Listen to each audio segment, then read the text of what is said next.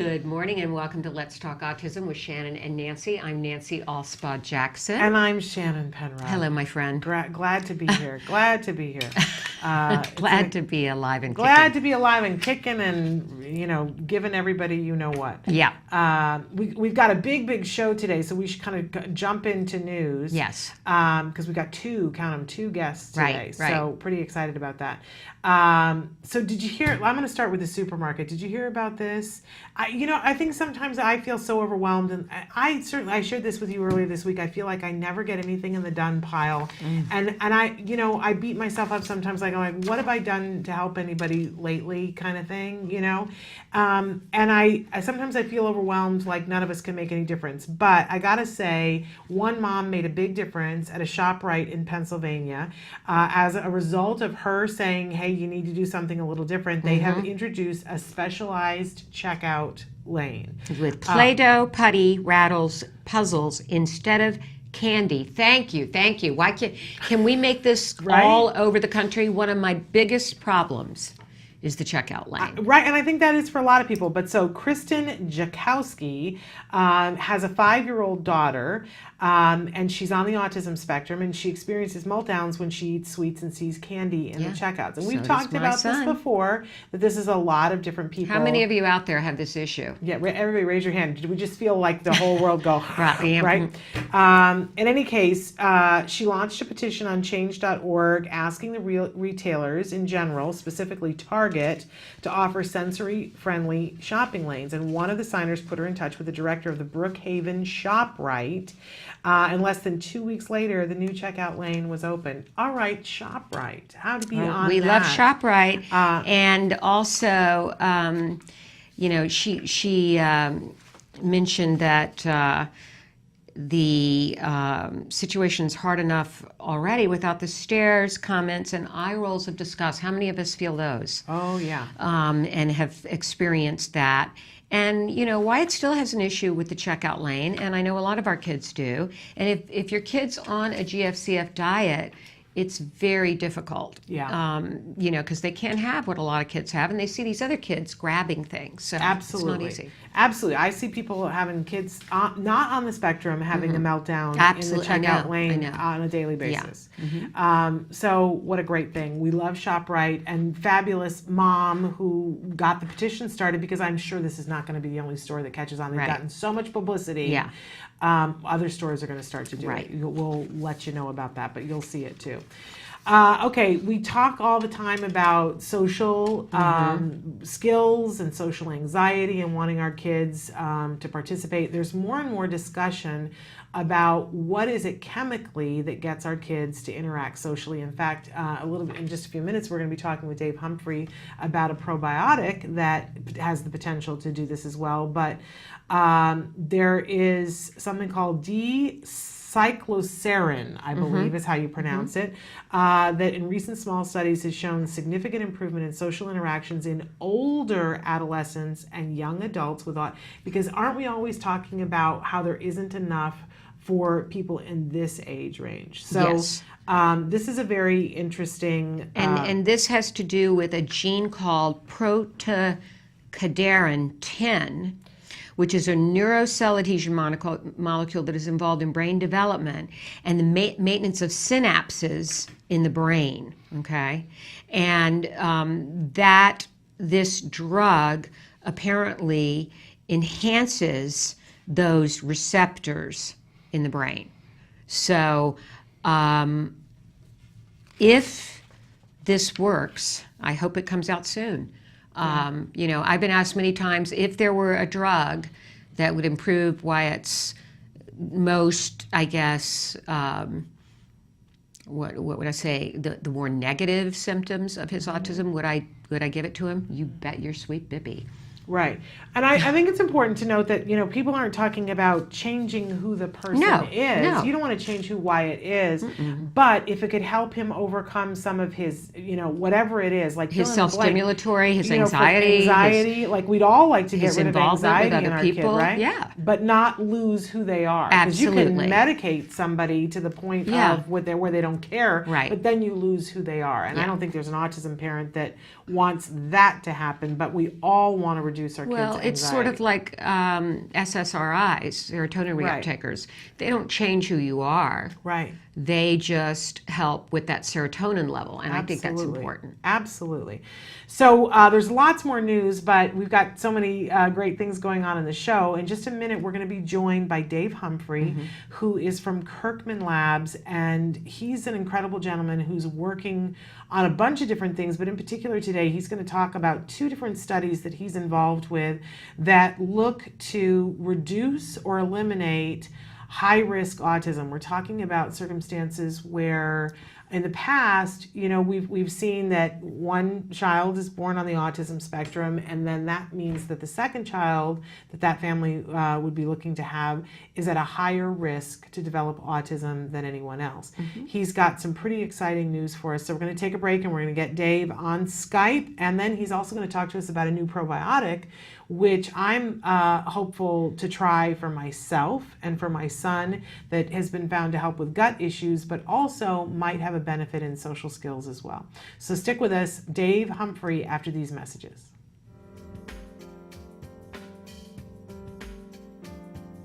Hi, I'm Kara Kaczynski, the Pocket Occupational Therapist, and we're here in Dallas, Texas at the Future Horizons Autism Super Conference. So the book is the Special Needs School Survival Guide, and it's everything you wanted to know about school. It is, okay, so it starts out with just different diagnoses that you might see, and then I explain them in clear terms, no technical jargon, and then each little diagnosis area has about, 50 to 100 activities that you can do at home or at school or cheaply and effectively. So it's just full of information that you can use right now. And the cool thing about it is at the end of every chapter are resources that you can use and access in the internet from a computer. And it's not just for kids with any diagnoses either.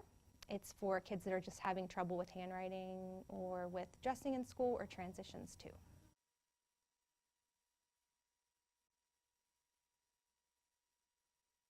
Well, both of my kids are on the autism spectrum, so it's important to me that when I learn something for other people, as I research it for occupational therapy, I want to try it at home. So then I take what works and I put it in a book, and what doesn't work, it's thrown out the window. And the other thing is I've just started to research for webinars, because our kids, if our kids are aging, so they start out these cute little babies with autism, and now they're getting to be teenagers and young adults, and we need help with modifying the environment for them, transition planning, and especially for IEP goal writing, for functional things that they can work on, not just handwriting, but then going beyond into the transition to young adulthood. Yeah, the misnomer at this point in the school systems is that we just do handwriting. So we are actually not handwriting teachers. We can modify or help rectify a grip that's inefficient. So if a child doesn't have that nice, pretty little tripod grasp, we can help to get that. However, when the kid's in 2nd or 3rd grade, then we look at efficiency. So if the grasp is efficient, if it's a quadrupod grasp, or if it's some kind of funky grasp, and the child can write efficiently, then we leave it alone. But if not, then we go to electronic accommodations. So OTs then can look at keyboarding and what kinds of keyboards would fit the student best. Also sensory processing, as the kids get older, it looks different. So we can look at sensory processing as it relates to function in the school. And then we also can look at behavior and transition planning. Other things we can do is work on seating. So if the child's having trouble sitting still in the classroom, we can modify that too. So not just handwriting, not just sensory, but we look at behavior, transitions, so anything that affects that student's school day.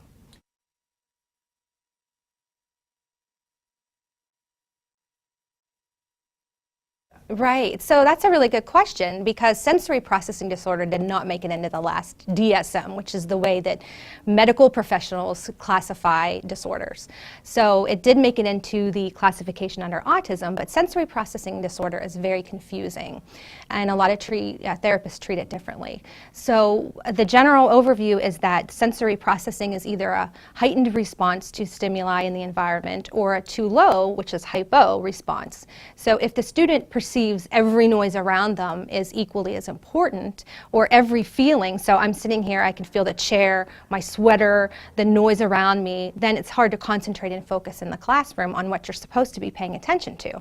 So we would use something, maybe a suggestion could be a weighted lap pad or some kind of fidget tool for the student to fidget with, or we can even look at special positioning in the classroom, so preferred seating. Then with sensory, transitions can be hard because any unexpected bump in the classroom or in line can set the child off into a fight or flight, which is when they really have a tantrum and freak out. So when they're in a fight or flight mode, they may fly off the handle for no apparent reason, maybe just being bumped by another student. So it's our job to be detectives and to figure out why the student is having that meltdown.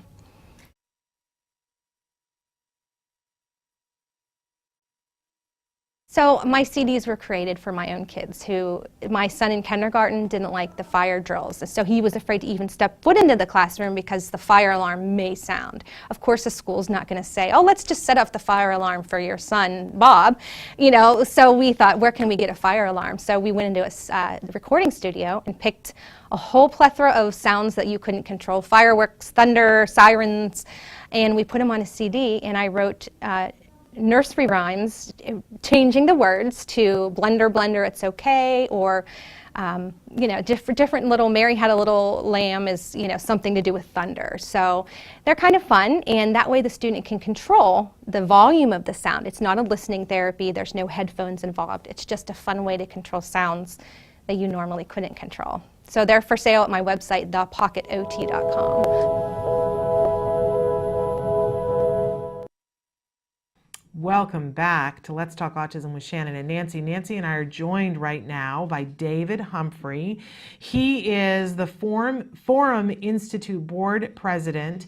He's an attorney, a CEO of an amazing company, Kirkman Labs, that we talk about, Kirkman Group, Inc., that we talk about here on the show quite a bit. He is a board member of Autism Care and Treatment Today, and that's not the only board that he's on. And he's somebody who, honestly, I think has been at the forefront of so much research that has been done and is being done to get us closer to having answers about why and how someone ends up getting an autism spectrum disorder. And so, David, we really want to welcome you and thank you for coming back to the show. You've got some major things going on. Let's start with a partnership that you have going on right now with the University of Georgia. Tell us what's going on and why we should all be so excited about this. Hello? Hi, Yeah, can you hear us? I can hear you, yes. Okay.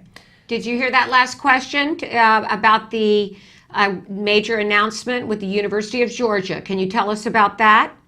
Yes. I was in Athens, Georgia last week, attended by almost all of the major people on the campus, including the provost, the head of public health, and Dr. Cordero, who used to be in charge of the CDC for early childhood care.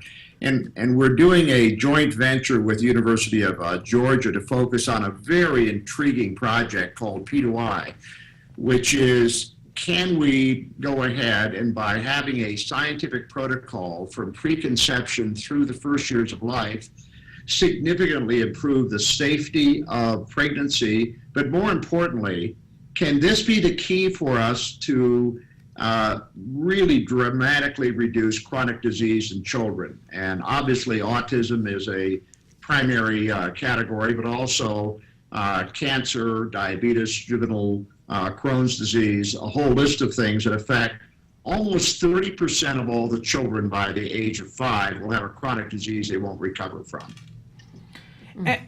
Devastating. And so break it down for us just a little bit, Dave, if you would. So P2i, my understanding is that you're looking at high-risk autism. So people who are getting pregnant who already have a child who's on the autism spectrum, is that correct? No, actually, this is a public health issue, and we intend in Georgia to include all 130,000 infants born. The program is designed so that every child will be able to have a genomics test and what's called an exposomics test, was exposures. This is the reason that children get sick. and they have chronic diseases. So let me give you an example, and that is childhood leukemia. That it was thought before the Human Genome Project that leukemia, childhood leukemia, which basically 1 in 200 children will get leukemia by the time they're 18, that and it's the second leading cause of death. That we thought this was a genetic issue, but when the Genome Project was completed, we understood that 98% is from exposures, and for juvenile leukemia, it's primarily in the womb and immediately after birth, and that if those can be determined through measurements and with mass spec measurements of people during their pregnancy, we can figure these things out and prevent these conditions. Here's the exciting thing, is that autism fits into this category. We believe that this project with the University of Georgia will be the first step in basically saying there's a potential of predicting and preventing all autism. And the program came to us with one of our doctors in the autism arena, Dr. Berger. In a casual conversation several years ago, Dr. Berger explained to us that he has had 600 live births because he's a pediatrician, and rather than having 38% miscarriage, he's had virtually none. Virtually none. This is out of 600. For preterm babies, rather than having 12%, and 12% creates a problem with a 10-point loss of IQ and about 10 years less life expectancy, he's had 1% rather than 12. But here's the big payoff pitch. David, and then also the other doctors that we've tracked with similar protocols, have almost no childhood disease. Yeah. No cancers, no autism, no attention deficit disorder, nothing except really healthy kids. So this is what we started on, and the Form Institute is a very sophisticated think tank. It's recognized as the largest and the best on the planet for special need.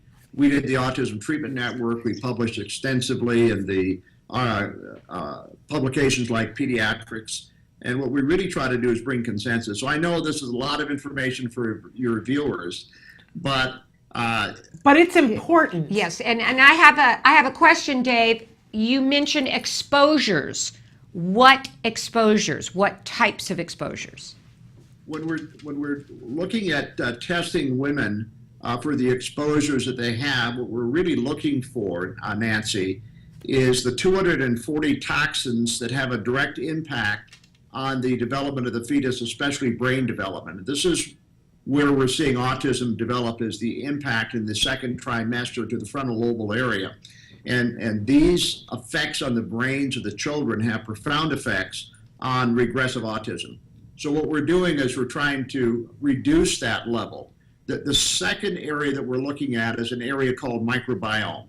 It is the chemicals that come from basically bad guts. If mother is eating the wrong kinds of foods, if she has a lot of bad bacteria, this will come in the form of chemicals going into the placenta, crossing the barrier, and affecting the development and the brain development of the child. The microbiome likely has 3 times the effect of external chemicals. Stress plays a small role in that, probably 5 or 10%. But if we combine these, for childhood diseases, 95% of all the childhood diseases come from these 3 categories. Wow. And now I understand that there's something called the 3D virtual campus. Dave, talk to us a little bit about that. Here's the cool thing. Look, this is complicated, and as parents know that have children with autism, they spend a lot of money, they fly into conferences to get a lot of information, and they still can't get enough information with thousands of dollars out of pocket. So we decided that to help people through the critical time of preconception to infancy on all that they have to do, the protocol is a 150-page protocol, for example, with CME courses for doctors, that we needed to have a gathering place that was so spectacular that people would want to come and stay. And this is a 3D campus where you're an avatar, and you can go to the CME courses, you can meet with other parents. It has high-definition virtual conferencing, and it's technology that has been developed with millions of dollars, and we're fortunate enough it can hold 150,000 people a day. Just imagine coming to the very best medical conference you can possibly imagine. It's all free. And papers we publish there, and And this is the heart of the program, a revolutionary way to get this information out to the public. Okay, we got a video that we want to show, and then we're Video going to is come great. back and talk about the new paper in pediatrics. But first, let's take a look at this video.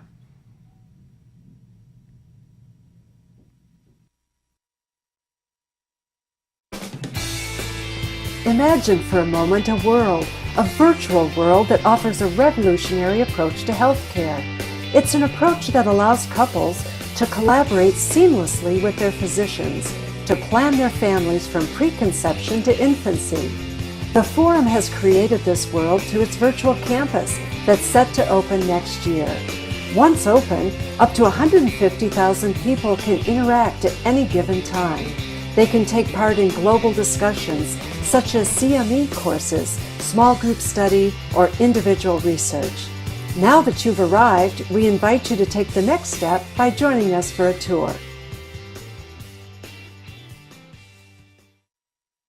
Welcome to the Preconception to Infancy virtual campus. You're about to see highlights of a first-of-its-kind, innovative education and engagement center. The purpose of the P2i virtual campus is to provide a central hub of interaction for a variety of audiences, including medical professionals, prospective parents, researchers, health advocates, and the general public. If you're hearing about the P2i program for the first time, let's start with an overview. Over the past several years, the Oregon-based nonprofit, the Forum, has supervised research that has revealed a new understanding of how to prevent or significantly reduce the incidence of chronic disorders among infants. These illnesses include cancer, attention deficit disorder, asthma, autism, bipolar disorder, epilepsy, celiac, dyspraxia, and serious food allergies. Based on this research, the Forum has developed a protocol, the P2i Protocol, to guide mothers before, during, and after pregnancy to foster their baby's healthy development. P2i was established on the conviction that existing hard science and clinical practice offer a means of improving outcomes when practitioners use a defined protocol from preconception through infancy. The P2i program represents years of study and countless hours of planning to ensure our program is in the top tier of all medical research and implementation work being done today. P2i is not an entirely new concept, but its development, modeled in large part after a program developed by the CDC, is poised to bring about the greatest healthcare advancement of this generation. The P2i Virtual Campus serves as a key tool in the Forum's efforts to reach all of its audiences: women, parents, medical professionals, researchers, and advocates, all on a global level. Its campus-like design includes virtual buildings or pavilions through which visitors can navigate, get directions, or otherwise interact with avatars. Most pavilions, such as the Center of Excellence Pavilion, will be repositories of information, such as the science that underlies P2i. Once inside the Center of Excellence Pavilion, visitors can access information by watching lectures or video presentations, or by reading, or through various forms of interactivity, such as discussion rooms. Another popular section of the campus is the P2i Resource Pavilion. Thousands of medical professionals will be guided to this building to take courses leading to their P2i certification. And once they become certified through our accredited courses, their names and contact information will be included in our medical professional referral listing so that women from around the world can contact them. Other features of the campus will be special buildings for our key partner institutions. These facilities will house our health partners, including the University of Georgia College of Public Health, the Centers for Disease Control, and the National Institutes of Health. As visitors navigate through various portals and indicate their interest in certain topics, they'll receive options for accessing more information. This is one of the ways they'll learn about the Exhibitor Center. This area will also have a strong presence on our site and will be visible to visitors once they enter the campus's P2i Welcome Hall.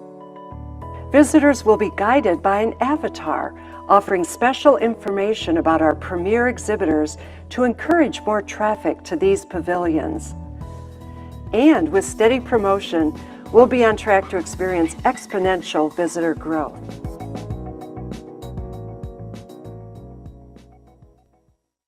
Welcome back. We're in awe of that that. wonderful campus, and what a brilliant idea. Can't wait. When do we expect to be able to visit that?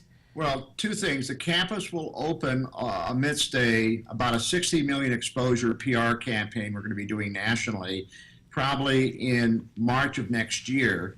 And then at the same time, there'll be a Center of Excellence opening in Atlanta that's open to the public.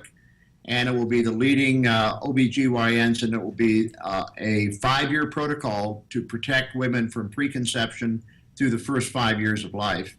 And that will be in Atlanta. And then we'll also have doctors do the same protocol nationwide on the campus. Spectacular. But campus is the key to it, and that'll open up. But it's also, here's the cool thing. It's free. All the information is free. The CME courses for parents will be free. And there'll never be a charge on the campus. It will all be supported through donations, and there'll be some commercial exhibitors there. You're singing my song. Free. committed. It's just my price. Free. Free. I love it. Love it. Love it. Now, I want to shift a little bit into talking about, you've got a new 83-page paper in pediatrics. Talk to us a little bit about that, Dave. Okay, so here's the idea, and it's a sensitive point because a lot of your viewers have children with autism. And, you know, the notion was this is a hard genetic condition that could not have been prevented. This 83-page paper in pediatrics is a really significant landmark paper. It was just reviewed by IAC, which is the intergovernment source that deals with special needs children. There were 3 papers presented in that single issue, and the 3 papers won Best 20 Papers of the Year award, which is really unusual for a brand new publication. The reason it does is it establishes the notion that we can see micro gestures in 1-year-old, which are precursors for that child developing autism. This is before they have autism. This is 1 year old. And with that, we can have an intervention called the Denver Early Start Intervention Program. And in the literature, and Doreen Grant-Pochet did a pilot program, and this is really important information. If we can spot that 1-year-old with these micro gestures, and then the parents can institute a program called Early Start Denver Model Program, about 20 hours a week. It's a modified ABA program. That here is the result. The repair of the circuitry of the damage done to the frontal lobal area because of the plasticity of the brain can occur, and that child will never likely develop autism. And in the literature, and with Doreen's experiment that she ran with a control group of 35 of these children, here's the take-home deal. Their average IQ was 127 at the end of that period. Now, I want all of your viewers to think for a second that if we can have a child at 1 that would otherwise develop regressive autism, if we can recognize and prevent that at the age of 1 with the parents with no cost being able to do this in their homes, trained by the same kind of videos on the campus, and we're really hoping that Doreen can be part of this. At the end of it, they'll either significantly reduce the effects of autism or eliminate it all completely, have a perfectly normal child, except for one thing. It'll likely be the smartest kid in the class. Right. And this is, okay, now we're starting to challenge the notion whether autism is a regressive gene. What if the toxicity damaged the frontal lobal area, creating the regression? And meanwhile, the middle cortex, which is where autism really has the enhanced value, and many of the parents watching know that they spot a genius in their child with many things. We have a lot of autistic savants. What if they didn't have the damage to the frontal cortex? What if that could be repaired at the age of 1? This paper was a consensus position of 26 of the top scientists. Doreen was a co-author of the paper, along with Margaret Bowman from the powerful Boston University Harvard Ladders program. This is a really significant program. Now, the end result is the autism czar of the state of Georgia took a look at it, and they're very, very interested in starting to recognize and starting to train people on how to recognize these children at one. We need to talk a lot more about this, because what's at stake with preconception to infancy and then the early one-year-old program is an opportunity to significantly reduce, if not eliminate, autism. And parents may be wondering, listening to this, well, what's in it for me if I have a child? Exactly. I was just about to ask you that question, Dave. Okay, this is all great news for people that are intending to have children, have an infant. What about the child who already has autism? Does it offer hope? Right. Most of the money is going to go for the ever-increasing number of infants that are diagnosed with autism. Enormous amounts of money. Estimates of really $1 trillion a year in the next 20 years. So what we're looking at is we've got to find a way to turn that spigot off or reduce it, so we can provide money for jobs and job training and education and a critical area of medical care. There's the rate of death for 20 to 30-year-olds who are autistic are 10 times higher than the average person. That does not have to be. Our parents are being subjected to a very uncertain future with their children because of lack of government money and state money and facilities, and all of that is going to the newborn, and we all know that.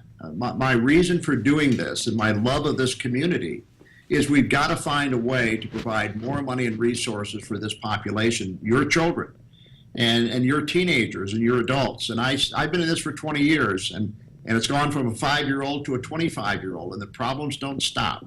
We need money for these people. We can't do it without a program like this.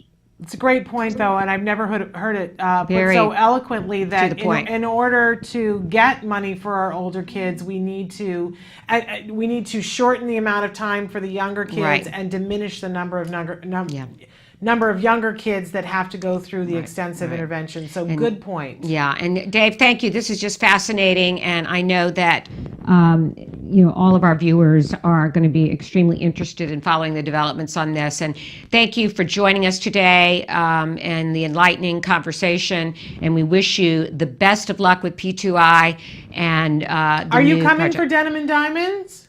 I would love to, and let me give a 30-second close on this. Many of your viewers know and loved Bernie Rimland, who was sort of the father of our autism movement. And Bernie, in his last days, checked out of hospice and worked on a document with me of what is the future things that we need to do. And right in that document, Bernie and I worked on it was, we have to develop tools for predicting and preventing autism based on environmental causes. And I have that document, and that was done 10 years ago. This is the vision of the great man. And it's one of the driving reasons why I've gone ahead and had such passion, and Doreen has had such passion with this. And we're at the threshold, and we've accomplished the first significant step. And I want everybody to understand that this is really coming from a need to do something to stop these increasing numbers. So thank you so much. Thank you, for Dave, your and work. thank you for bringing up Dr. Rimland, a great visionary, as are you, Dave Yes. Humphrey, and Dr. Doreen Graham-Pichet. Yes. Thank you. We're in the presence of Thanks, greatness. guys. Thank Bye-bye. you. Take care. We'll look forward to hearing more.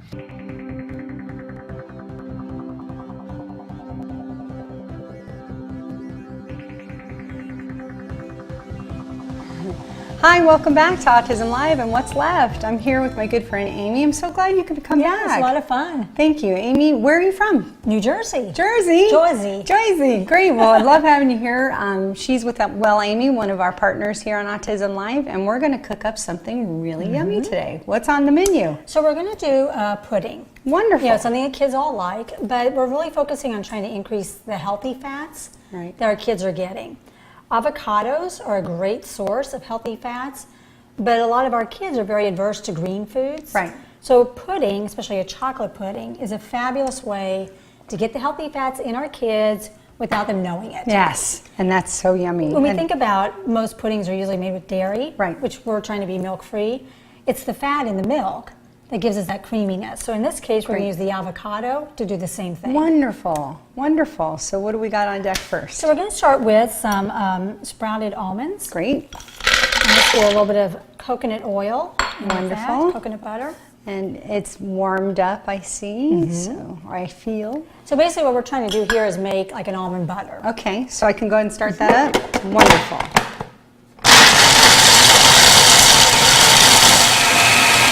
I think we're good. Okay. So do we need it more creamy than that? I think it's supposed to be. Yeah, so let me do a little more. So that is definitely creamier. Yes. So now we're going to add some honey. Wonderful. How much of honey do you put Fourth a into cup.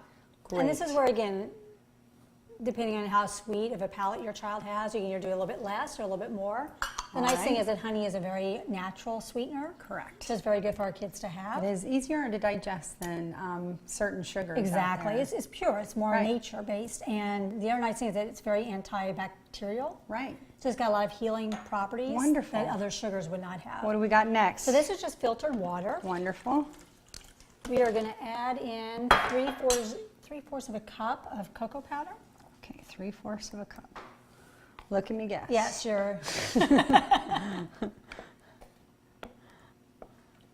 I think everyone who's watched me before knows I hate to measure. Isn't that terrible? And this is Yeah. also a dairy-free pure cocoa powder, which is really important to stay away from. And again, trying to buy like fair trade cocoa, right. It is. organic, is really the Yeah. healthiest. A little bit of A salt. little bit of salt. Okay. We're going to add 2 teaspoons of vanilla extract. Okay. Thank you. Oh, hello, vanilla. So now we're going to add in 2 avocados. Great, and we got some extra ripe ones. And is it better to go extra ripe with this? It definitely is going to be softer, so it's going Right. to make it easier to scoop it out. Right. Oh, this is so yummy. You would never think avocado and chocolate. Right. How right. does that it's amazing. translate? It's amazing. Awesome. Good to know, because I would never for a million years, I would say Mexican food or pretty much anything but breakfast food, but not chocolate. And I think also like if kids get introduced with avocados this way, Right. that when you then try to transition them into something that actually is more, it's more apparent that there's an avocado. Right. The taste buds will already now recognize the flavor. I call that its natural habitat. Exactly. Got it. Are we ready to go? We're ready. Awesome. We're basically going to blend it until it's very well mixed.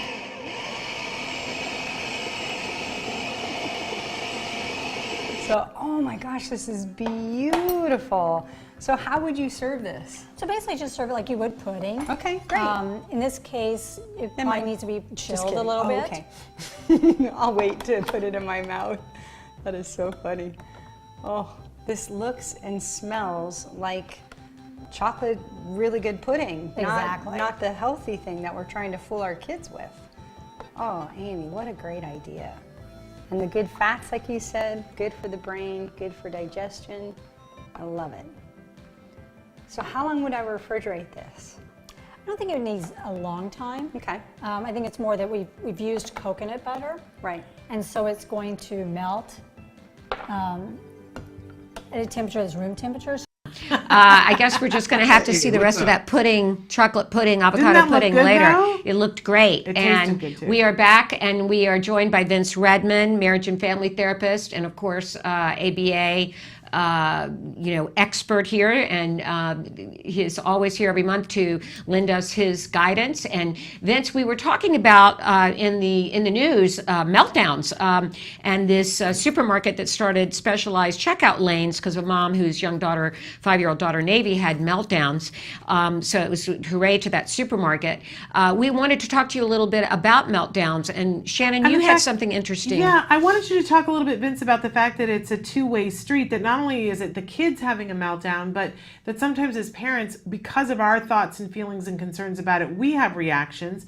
And one of the things that I was saying during the break is that when Jem used to have meltdowns, I had so much anxiety about it that I stopped going out because I was so afraid he would have one. And that's not uncommon, correct? Right. And actually, the meltdowns shaped your behavior to be avoidant, right? Yeah. So what it did is inadvertently it reinforced and strengthened the behavior of the meltdown, which one of the things that we first have to do is figure out what the meltdown is for, right? What is the function of the meltdown? Is it escape avoidance? They don't want to be there. Is it because they were denied a tangible? They didn't get a treat? Is it because, their anxiety was so high in being in social situations? We need, there's too much anxiety. I mean, there's lots of different reasons why the meltdowns could occur. And for us to be able to know as the adults, how do we respond? We need to first understand what the meltdown, what the function of the meltdown was for. And once we can understand that, then we can set up a really good blueprint and game plan on how we're supposed to respond. So, okay, And easier. that we don't have that, and Yeah. that makes it hard. Yeah, Vince, easier said than done sometimes, and I know with best intentions. So what we need to do, I guess, is what you're saying is we need to, especially if our child is having these while they're not in the process of one, figure some of these things out. Let's take an example. Let's take the checkout lane.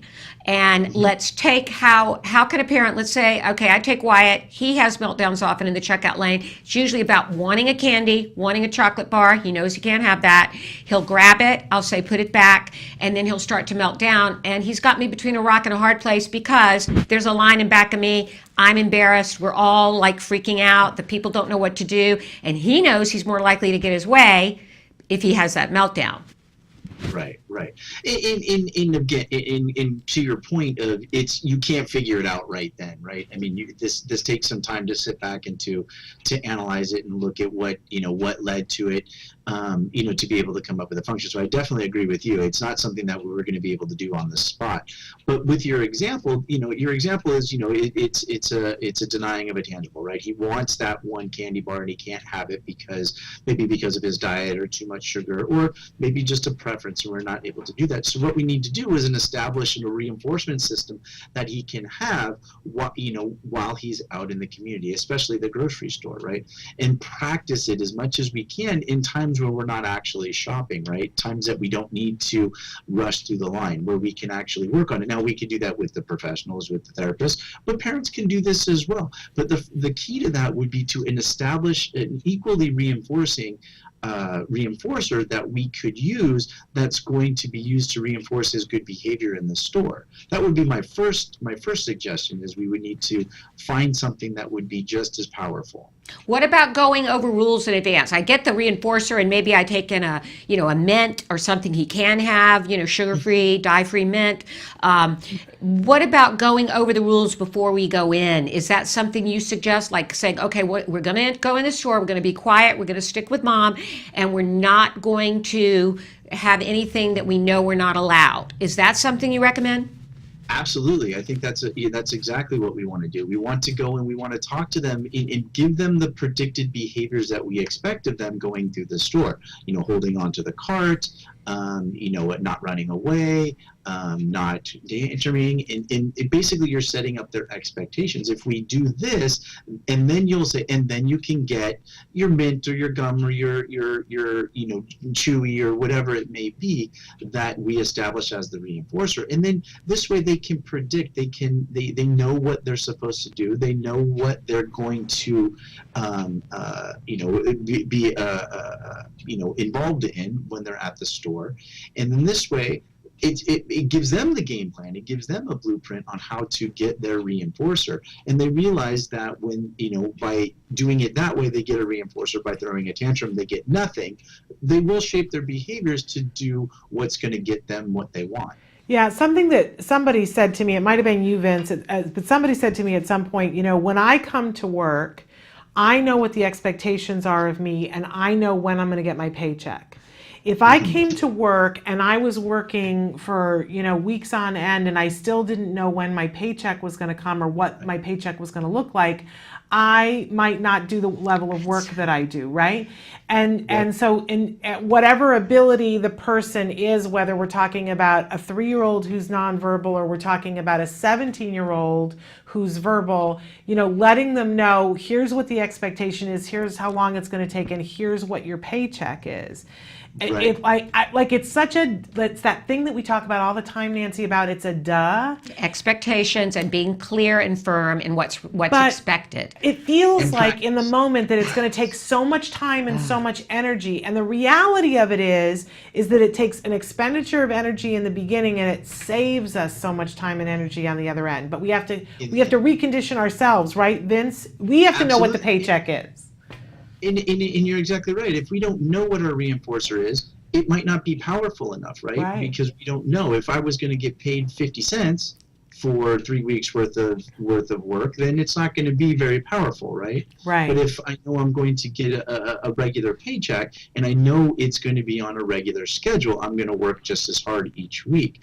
But going back to what you guys were saying about if we lay out the expectations, we lay out the expected behaviors, and then what their payout's going to be, we again making sure that that's going to be worth their, what they want to work for. But then we have to practice it, and that's where, like you said, it's going to be much effort up front because they're going to be trying the way that they're used to getting things done and learning a new way. But once that established expectation, and we've stuck to our routine and done it every time, then their behaviors will shape moving forward. Vince, what about sensory overload meltdowns? That seems to me to be a little bit more difficult of a thing to deal with as a parent. Do you have any tips for us on that? I mean, is one thing that comes to mind for me, and this is once again something to run by you, should we kind of be aware of patterns? Like if our kid, they become overheated, they're outdoors, bright sunlight, bright noise. Should we start being aware of that? What can we do about sensory overload meltdowns? Great question. Yeah, absolutely. Because our kids do get very, obviously the processing, sensory processing delays is very common with our kids. And it depends on what the sensory is. Sometimes it's noises, sometimes it's sound or, light, sometimes it's heat, sometimes it's a combination of all of it, right, together. And again, using our grocery store example, in one of my functions that, as I said, could be just sensory overload, right? There's lights, there's wind, there's sound, there's noise, there's people, and then there's all this, expectation that's made of them. And like you said, if we can find a pattern and we see that they sensory get overloaded by one or many senses, we can now predict what's going to happen if we put them in an environment that's going to be highly, sensory driven. So then we can, have different methods to try to ease it. We can come up with a game plan. Maybe they only stay in that environment for 5 minutes. Then there's a pullout. Like you said, if it's heat, we make sure we have ice packs or those cool towels that you can wrap around their necks, to cool them down. If it's sound, you see those kids, lots of kids that have the noise mufflers, which are great ideas to be able to reduce the sensory input that they're getting so that they can enjoy the environments that they're going to. I gotta say, when the biggest tantrum that we would have in the same grocery store every single week, and it was so debilitating. I kept keeping charts on behavior and trying to figure out what the pattern was. It took a third set of eyes, a therapist coming to the store with us, and they were able to see in one visit that there was a change in the floor tile.